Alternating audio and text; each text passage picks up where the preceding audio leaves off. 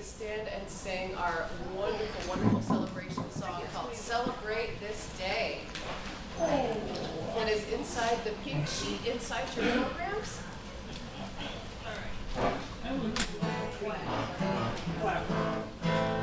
Clap your hands in joy. Celebrate this day. Clap your hands in joy. Celebrate this day. This day. This day. Celebrate this day. This day. This day. Celebrate this day. Make a joyful noise. Celebrate this day. Make a joyful noise. Hey, hey. Celebrate this day. This day. This day. Celebrate this day. This day. This day. Celebrate this day. Clap your hands in joy. Celebrate this day. Clap your hands in joy. Celebrate this day. This day. This day. Celebrate this day. This day. This day. Celebrate this day. Make a joyful noise. Celebrate this day. Make a joyful noise. Celebrate this day. This day. This day. Celebrate this day. This day. This day. Celebrate this day. Clap your hands in joy. Celebrate this day. Clap your hands in joy. Celebrate this day. This day. This day. Celebrate this day. This day. This day. Celebrate this day.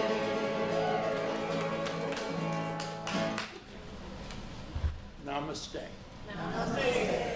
My name is Bob, and it's on behalf of the Reverend Donna Maurer and the Board of Trustees, I am privileged to welcome you to the Sonoran Desert Center for Spiritual Living.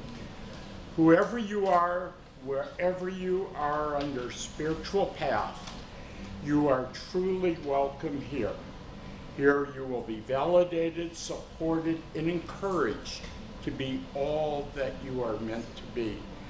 Our vision statement is love in action, every day, in every way. We express this love by learning and living the principles of the science of mind. Please join me in reading the principles now on the back of your program. I believe there is an infinite intelligence operating throughout the universe. I believe this intelligent power is only good. I believe this intelligence expresses as me. I believe through my conscious use of this power, I create my life as happy, healthy, and complete. And so it is. Okay, if this is your first time here, we especially welcome you and thank you for your interest and curiosity. Do we have anybody, first timers? We have returning people. Yes. Who do we have that's returned this week? Doris. No, come on, you were here last week. Yeah, Donna and I had returned last week too. Doris? Okay. Nyla and Jose. And Nyla? Okay. Oh, yeah. Welcome back. Susan is back. Just not long. Okay.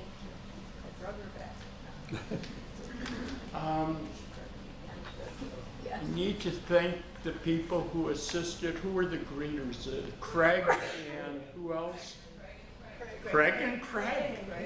Right, he's versatile. Okay, and the refreshments were and coffee. Susan and And lots of people. lots of people. Okay.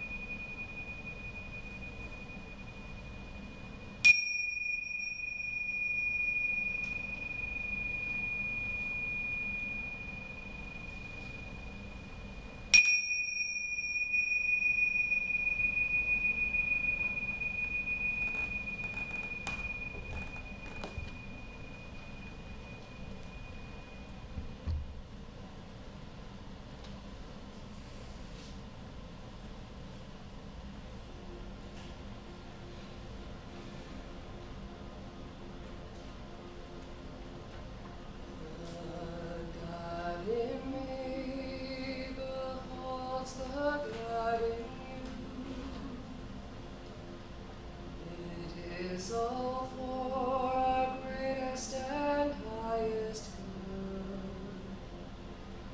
The God in me beholds the God in you, and you and I are one. Namaste.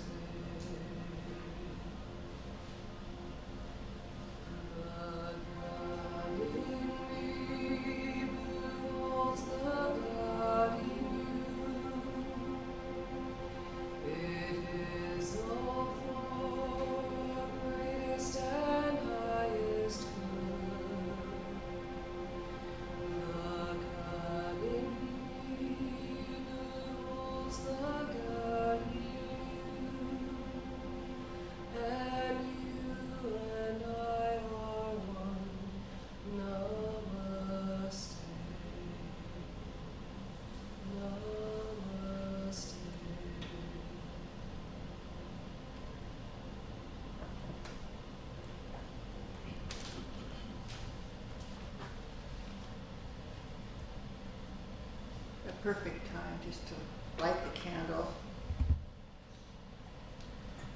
that represents the light that shines in each one of us.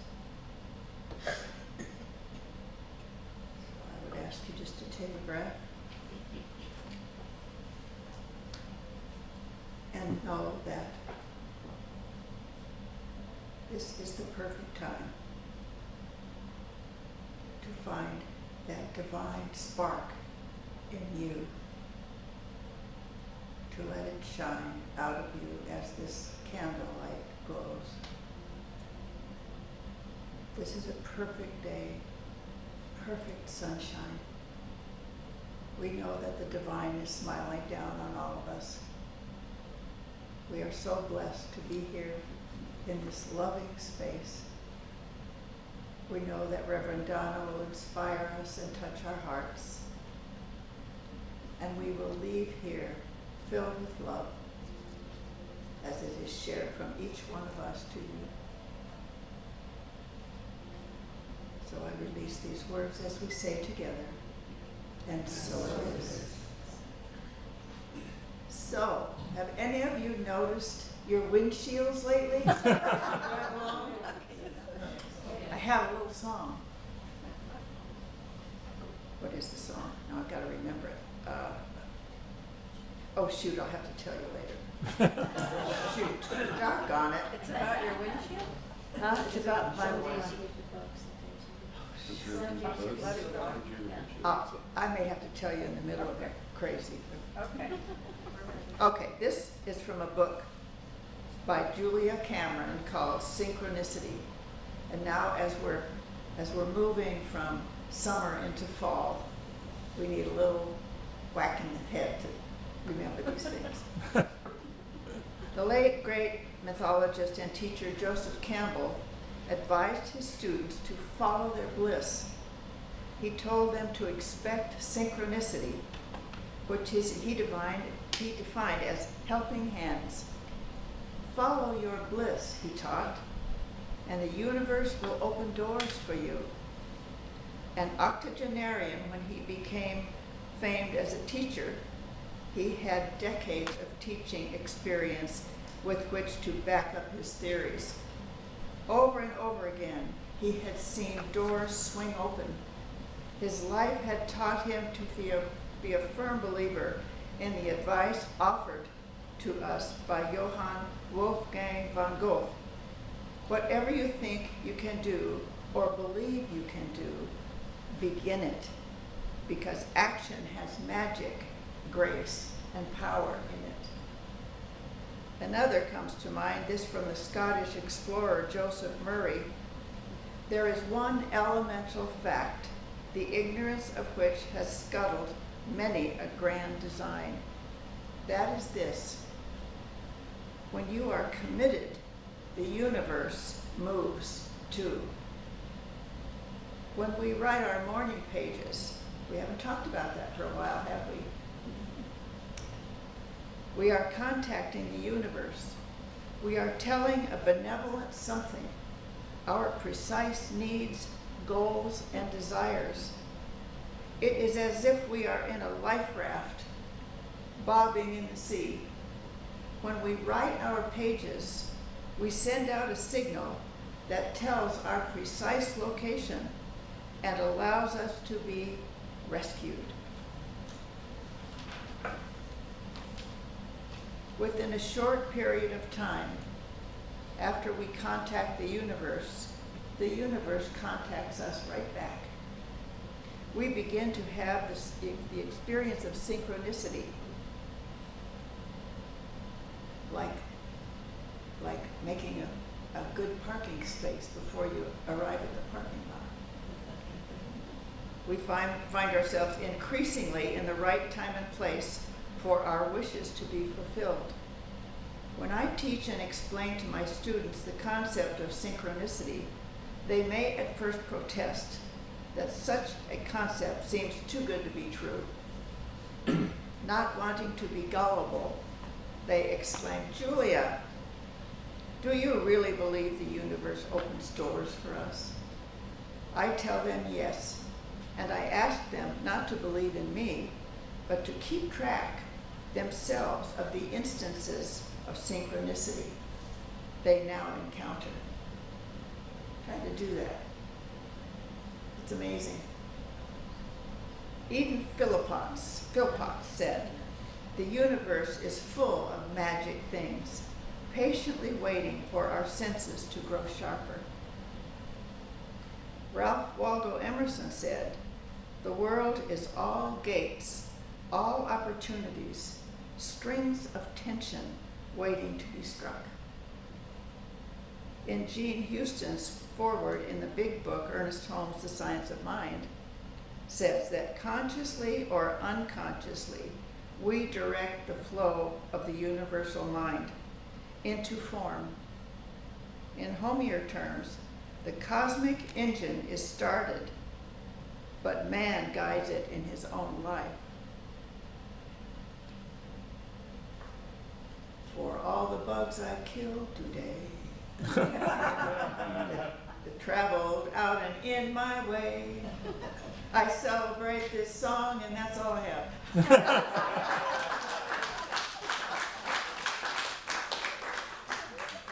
So now I'm going to take this light as I hold the high consciousness for this Sunday service. Thank you all.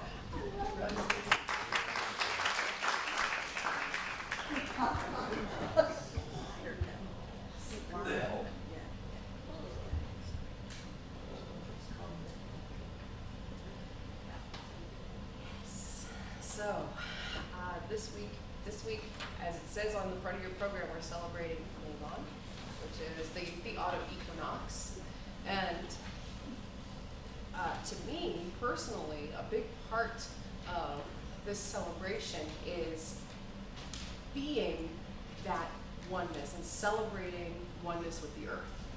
As the leaves turn, so we rebel and we off cast, right? And so a song that I love so much from that ancient tradition is called "The Savage Daughter." And I'd like to follow it up with one that was written for the New Thought community called "Ancestors."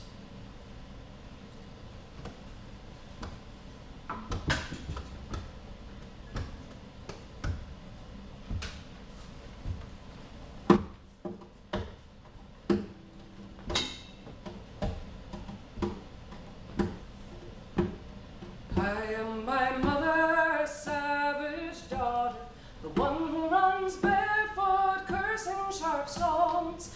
I am my mother, savage daughter, I'll not cut my hair, I will not lower my voice.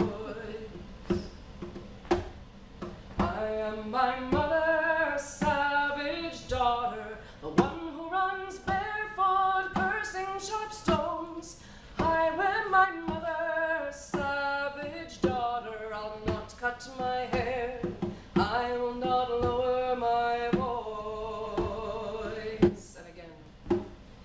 I am my mother, savage daughter, the one who runs barefoot, cursing sharp stones. I am my mother, savage daughter, I'll not cut my hair, I will not lower my voice.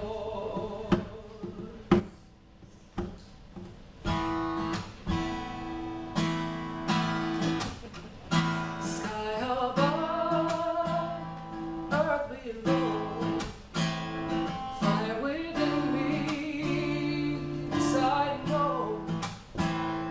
Wind and water, sand and tide, live and breathe and beat this heart of mine. Sky above, earth below, fire within me, this I know. Wind and water, sand and tide, live and breathe and beat this heart of mine. Live and breathe and beat this heart of mine. Stones beneath our feet hold the memories. Stars light the way through the dark. Greening of the leaves, stirring of the breeze. River's song reminds us who we are. Sky above, earth below, fly within me, this I know. Wind and water, sand and tide, live and breathe and beat this heart of mine. Live and breathe and beat this heart of mine. Can we walk the city's canyons when the moon is on the rise?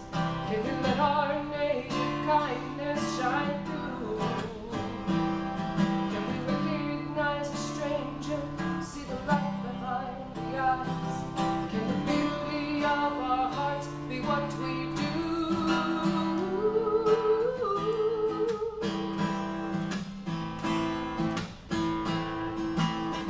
Angels and ancestors are watching over me, with a chain of survivors breaking free.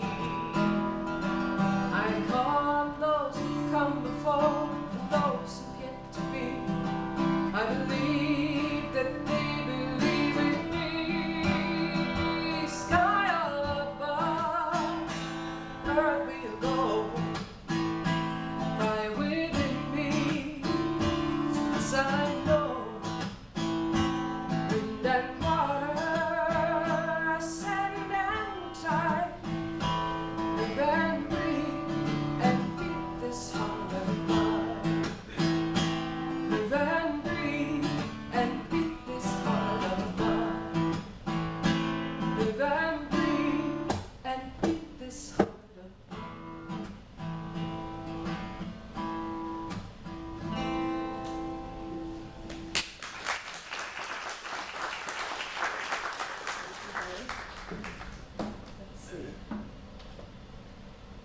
Let's see. Can you hear me from here? Actually, yeah. Am I okay? I feel like I'm it's a little close. Well, good morning. And as we're talking about the autumnal equinox, it's coming this Wednesday actually. And that's when the the 24-hour day is equipoised between light and dark. There's about 12 hours of light and 12 hours of darkness.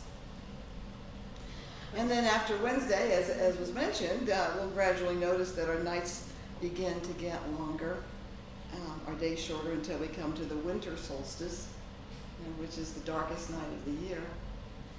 And then the wheel begins its movement to longer days and shorter nights until the vernal or spring equinox, and it brings us once again to that balance with 12 hours of daylight and 12 hours of night. And but this time it heralds the coming of the longer days and shorter nights. So I love that the earth-based religions are so in touch with the cycles of life and everything that they mean. And it makes me feel good to know that we in Science of Mind can really honor what's going on with Mabon and the equinoxes and all the celebrations from the earth-based people. If you've been with me all month, you know that we have we're celebrating all different religions. We began with Krishna's birthday and talked about the Bhagavad Gita, the Jewish New Year, and celebrated the days of awe, the 10 days of awe. And today, this is Mabon, the ritual of Mabon, which acknowledges this autumnal equinox. And it's known as the second harvest. The first harvest festival, Lammas, celebrates the major harvest of the season. And its name means the mass of bread. And this harvest is mostly about grains, about the grains that are needed to carry us forth for another year. And then the second festival that we're celebrating this week is called Mabon, and it celebrates the harvest of the berries and the fruits that grow wild. So if the first harvest is not productive, then that harvest of berries and wild things will carry the people through the winter. So it's kind of like two different species being harvested. And then the third one is called Samhain, and it's less a harvest and more an acknowledgement of the coming of winter. We know it as Halloween, but it's the time when Demeter, Persephone's daughter, must return to the underworld until spring. And so Persephone is in such distress with her daughter gone that she can no longer help the lands flourish, and that's why everything turns cold and barren. So isn't that delightful? I mean, I love the stories that are behind it. And in our story, we can say, oh, this is so silly, but our story is just as silly. If we look at the creation story of Eve being created out of a rib, of a snake talking. I mean, we've got some pretty silly stories too, but the stories are not what's important. It's like, when Rosie was talking about Joseph Campbell, to me, the mythology, these epic mythologies, these epic stories, are the umbrella under which religion flourishes. So it's not, because to me, the real truth is in the mythology, because it brings you back to center. It brings you back to your own sense of what life is. It's not somebody telling you. So the people who were close to the earth, those earth-based religions, they understood and revered the cycles of life. And, and when you think about it, our Judeo-Christian God, it originated from the desert peoples. And so you can see, like the shepherds watching their flock at night over this whole expanse of sky. Doesn't it make sense that our God came from the sky, that was hiding behind the stars? That's where we began, Whereas a jungle-based or forest-based philosophy or religion is not going to have the same understanding of God. Their God is going to be more intimate, more within the flowers and the plants and life itself. So we have these two ways of looking at God as this transcendent God, but also this intimate God. And to me, the earth-based religions bring us back to that intimacy. In many cases, these indigenous cultures see divinity in everything. A very long time ago, I heard a story, and it stuck with me, because it was a Native American, and he was talking about death.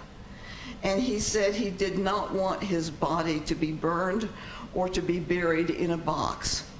He said, I want to be buried directly into the ground, and that way my body can feed my little brothers and sisters of the underworld.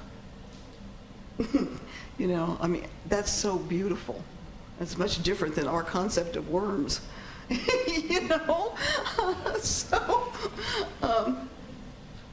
So this is what the indigenous and the pagans can do for us, is to bring us back to life on earth as divine. So, again, our Bible teaches that we have dominion over land and everything in it. And that, as a culture, has led us to believe that we can conquer nature rather cooperating with it. And I've often said that I wish the writers of Scripture had said stewards over instead of dominion, stewards of rather than dominion over. And I believe that's why I like the earth-based religions, because they do feel like stewards of the land. You know, the Native Americans wear moccasins because they don't want to puncture their mother. I mean, that's to me is beautiful. Because they do feel like the earth is their mother and they must take care of her. They're connected to every creature as brothers and sisters, and they're keenly aware of the seasonal changes and celebrate these changes. And what I love about Science of Mind is that our founder, Dr. Ernest Holmes, shared much of that belief.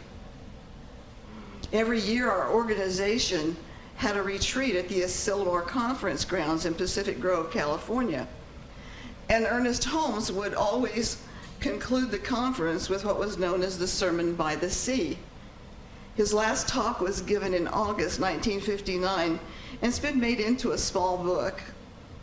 And he says, in this thing, he says, someone once asked me, what do you think God is? I looked out the window and said, I think God is that tree. And there was a squirrel, a squirrel running up the tree, and I said, I think God is that squirrel. Everything that lives proclaims the glory of God. Every person who exists manifests the life of God. There is one spirit in which we live, one mind by which we think, one body of which we are a part. So our teaching kind of interweaves the earth-based religious beliefs. And while we may not use the terms of gods or goddesses, we have a reverence for all life. We do see God in the tree, in the squirrel, in the plant. Now, you know, there's evidence of many earth-based religions that honor the seasons. We have the medicine wheel rituals of the American natives, and they often involve honoring the equinox.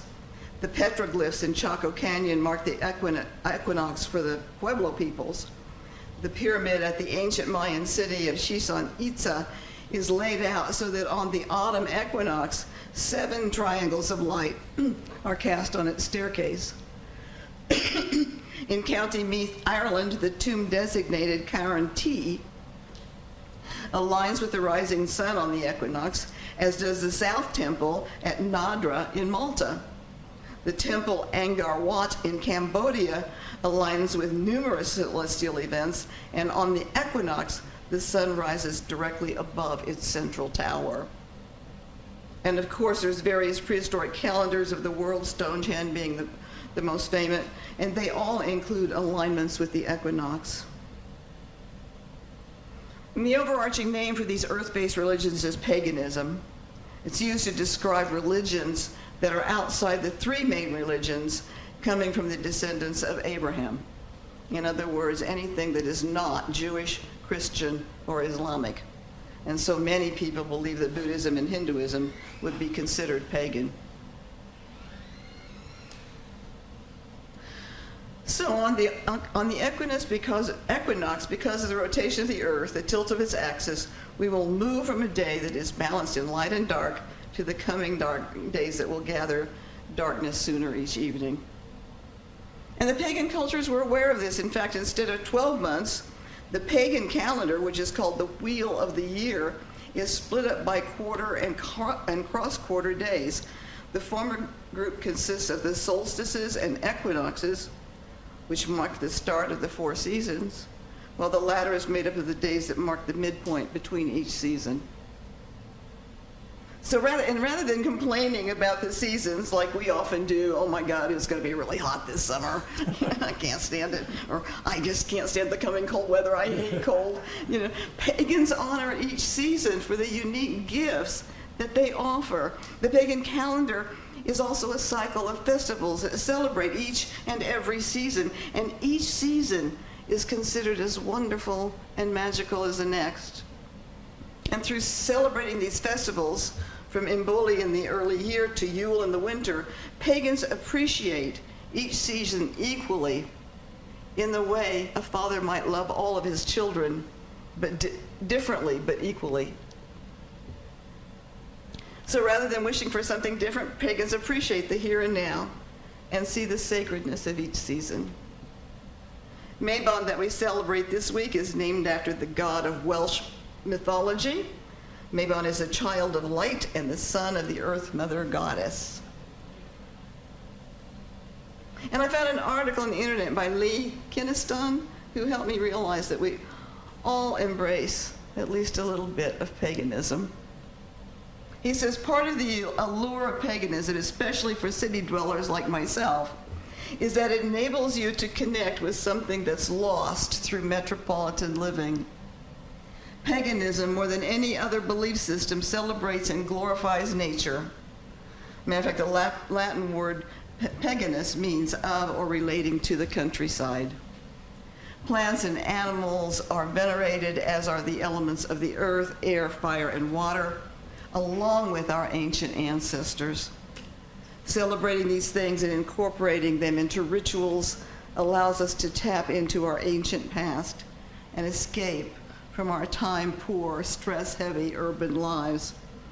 It allows us to see our place in the universe and liberates us from the manacles of modern life, even if just for a moment. The bottom line is, paganism is a real tonic. And since our topic this morning is a time of balance, I want to say that honoring nature is more than a tonic. To me, it's actually putting balance in our life. When we connect with nature, we come into balance with the universe, and we come into balance with ourselves. Have you ever been surprised by a beautiful sunrise or sunset that kind of took your breath away, and all of a sudden all the chattering monkeys in your mind just disappeared? You ever had that happen? It's just like, ah. Just that little touch, just that little beautiful moment of nature. When I lived in Vero Beach, Florida, there was a park on the Indian River. And whenever I needed balance, I would walk to that park and sit on a bench and just look out over the Indian River. There were small islands through it, and sometimes the dolphins would be playing. Sometimes there would be, the seabirds flying over. And all I had to do was sit there for 5 minutes, and my whole life changed. It was a time of really coming back into balance. And Deepak Chopra says, nature can teach you a lot about how to maintain balance during trying times. If you've ever observed a tree during a storm, you've likely noticed how the roots remain anchored while the branches swayed. Likewise, during the storms of your life, it's important to remain anchored through grounding personal practices and positive connection to others, while simultaneously being flexible enough to bend and sway with the unexpected. In addition to being a silent teacher, nature can revitalize on the physical level too.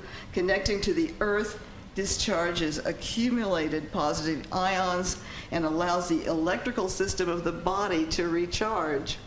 The earth literally absorbs your negativity and leaves you with a clean, energetic slate. So by taking a few deep breaths outside, observing the rising or setting sun, or planting your feet deep in deep grass, you can revitalize your body and restore your positive spirit. So, since the fall equinox is a day of balance, with equal hours of light and dark, let's use that as a reminder to do something to keep ourselves balanced.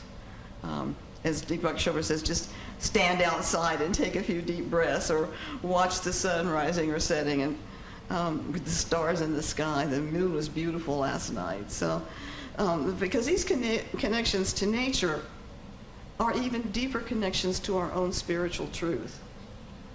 For they connect us to the earth, and from there to the one life from which all life springs. And suddenly we find that everything is divine, from the smallest weed to the tiniest bird to the mountains behind us. Everything that lives proclaims the glory of God.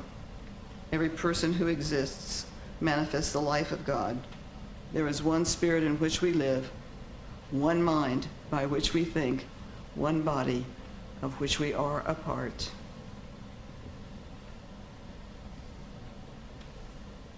So happy Mabon. Namaste. That's also here, but doesn't count. Thanks.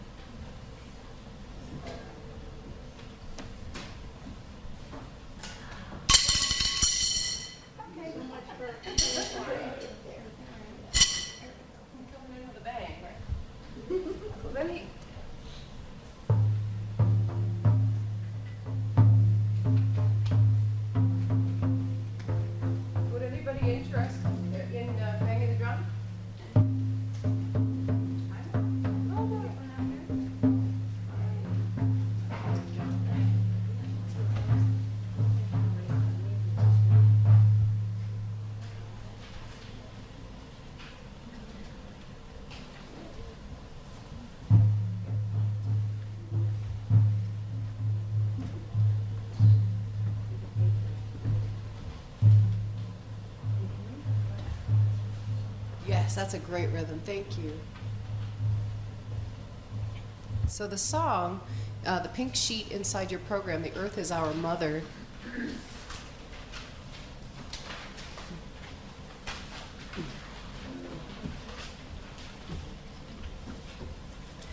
goes like this. The earth is our mother.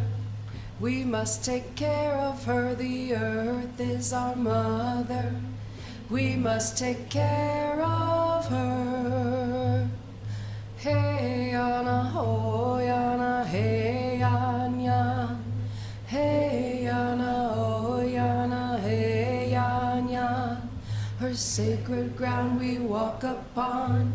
With every step we take, her sacred ground we walk upon. With every step we take. Speaking of, let's stand. Hey yana ho yana hey yan yan. Hey yana ho yana hey yan yan. The earth is our mother. She will take care of us. The earth is our mother. She will take care of us. Hey yana ho yana hey yan yan. Hey yana ho yana hey yan yan. The earth is our mother. We must take care of her. The earth is our mother. We must take care of her. Hey yana ho yana hey yan yan. Hey yana ho yana hey yan yan. Her sacred ground we walk upon. With every step we take, her sacred ground we walk upon. With every step we take. Hey yana ho yana hey yan yan. Hey yana ho yana hey yan yan. The earth is our mother. She will take care of us. The earth is our mother.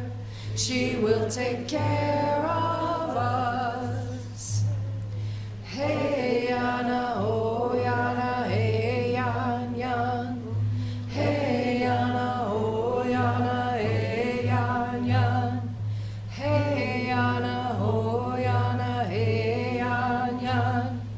Hey yana oh yana hey yan yan. Hey yana oh yana hey yan yan. Mama, thank you for the drum. That was great, thank you. Okay. So it's time for our offering and our offering affirmation. It's time to give thanks for all of the abundance that is in our life. It is really pretty amazing how we've made it through this pandemic. I mean, it's been pretty special. I know of other churches that are really, really hurting, and so many of you have just come forth and given. Some of you snowbirds gave while you were away, and so we were able to maintain our center and even have a bit of a savings. So I think that's pretty neat. So will you join me in our offering affirmation as we give thanks for all of the abundance in our life? My gift goes forth to heal, prosper, and bless all that it touches. It is evidence of my conviction that God is the source and substance of my supply. I share generously of my good, knowing that it returns to me multiplied abundantly, and so it is.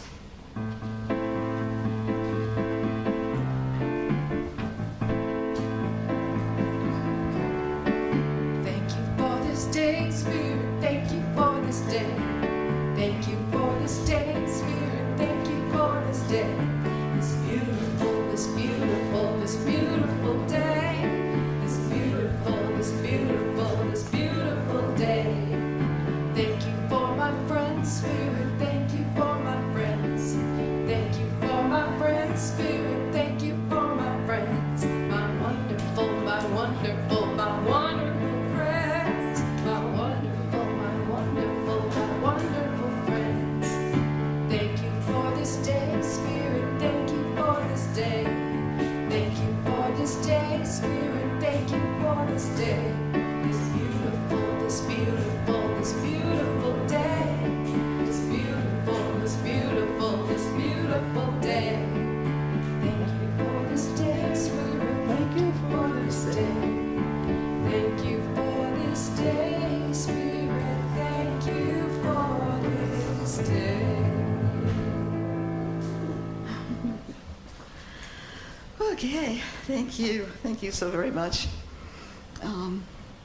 And let's just close out this portion in prayer, and then please join us. We have lots of good things from lots of good people, and I appreciate that very much. And just, this will suffice until we can get back and kiss COVID goodbye and be able to have our big feast like we used to. So right now, I just know that there is one power and presence. We call it God, but it's known by so many names. And it is the expression of life on earth. Every creature, plant, inanimate object, animate objects, this is all God in expression. And as we recognize that and celebrate this day as a day of balance, we also celebrate who and what we are. That the life of God flows through each and every one of us, bringing peace and joy and harmony. And I do speak my word for anyone who is not experiencing peace, joy, and harmony, that there is that power and presence that stands behind all things, and that whether we know it or not, is truly being called to us for our highest and best good. So I simply give thanks that we are here today. I give thanks for all of the blessings in our lives, and I simply release these words to the law of mind as we say together, and so it is. Thank you so very much. Can we stand and form a circle? And